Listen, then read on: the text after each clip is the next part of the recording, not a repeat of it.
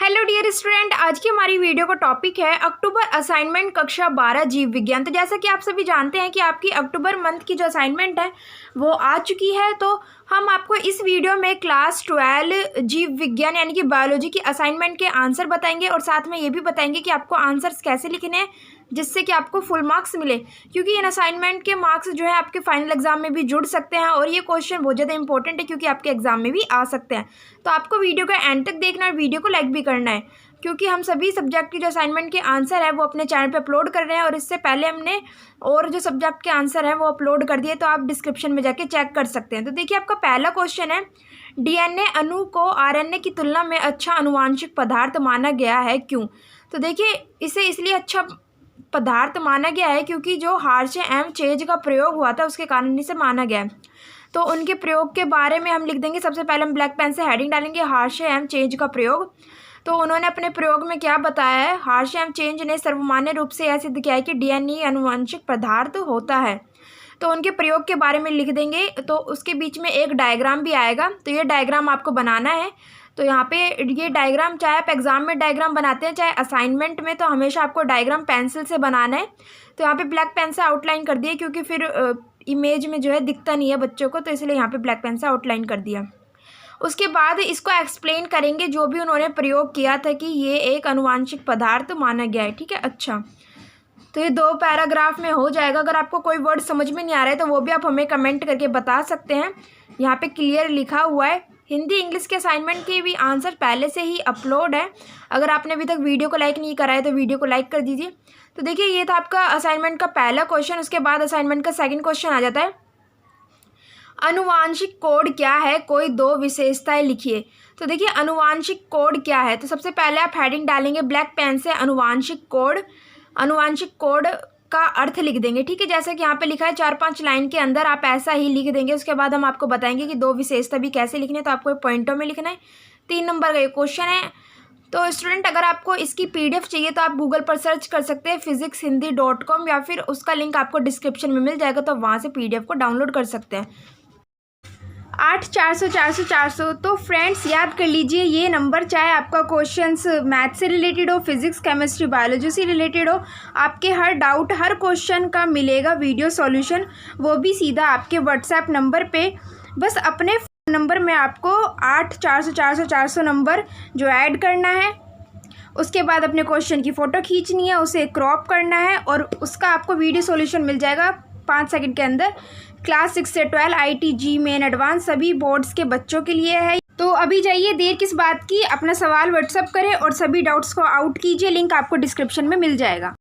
तो स्टूडेंट, आपको वीडियो का एंड तक देखना है। हम आपके जो इसमें 6 क्वेश्चन पूछे गए हैं, 6 के 6 आंसर्स आपको बताएंगे। तो पहला क्वेश्चन था अनुवांशिक कोड क्या है, तो अनुवांशिक कोड का यहाँ पे अर्थ लिखा हुआ है। अब हम आपको इसकी विशेषता बता देते हैं। 2 विशेषता बतानी है, तो विशेषता भी आपको पॉइंटों में लिखनी है। तो पहली विशेषता है स्टार्ट एम स्टॉप कोडन। ठीक है, तो आपको इसके बारे में लिखना है। तो ब्लैक पेन से आपको हेडिंग डालनी है, एक स्टार्ट कोडन के द्वारा अनुवादन की शुरुआत होती है। अगर आपको कोई वर्ड समझ में नहीं आ रहा है तो वो भी आप हमें कमेंट करके बता सकते हैं, और साथ में ये भी कमेंट करके बताएं कि आपको किस और सब्जेक्ट की असाइनमेंट के आंसर चाहिए, ताकि हम उसी की वीडियो अपलोड कर सकें। सेकंड जो विशेषता है अनुवांशिक पदार्थ की, वह है डीजे नेरेसी। यह अनुवांशिक कोड का अतिरेक प्रभाव है। अनुवांशिक कोड में अतिरेकता है लेकिन कोई अस्पष्टता नहीं है। तो यहाँ पे उदाहरण भी दे रखा है, तो आपको उदाहरण भी लिखना है। तो ये आपके 2 क्वेश्चन हो गए। उसके बाद आपके असाइनमेंट का थर्ड क्वेश्चन आ रहा है, टीआरएनए एमआरएनए तथा राइबोसोमल आरएनए में अंतर बताओ। तो देखिए, टीआरएनए एमआरएनए और आरएनए ये तीनों है, तो इनमें आपको अंतर बताना है। तो आपको जब भी डिफरेंस पूछा जाता है तो लाइन खींच के बताते हैं, तो आप ऐसे ही टेबल बना लेंगे। सबसे पहला है आकार, तो इन तीनों के आकार के बारे में लिख देंगे। ठीक है, कि टीआरएनए कैसा होता है, एमआरएनए कैसा होता है और आरएनए कैसा होता है। उसके बाद सेकंड पॉइंट है जो वो टीआरएनए समारोह।